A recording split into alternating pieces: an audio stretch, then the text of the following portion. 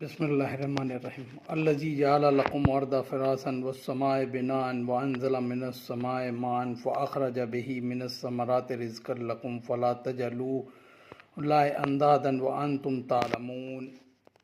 اس اللہ کی بندگی اختیار کرو جس نے تمہارے لیے زمین کو بچھونا اور آسمان کو چھت بنایا اور آسمان سے بارش نازل کی، پھر اس بارش سے زمین سے طرح طرح کی پیداوار نکالی اور اس طرح تمہارے لیے روزی کا سامان مہیا کرایا۔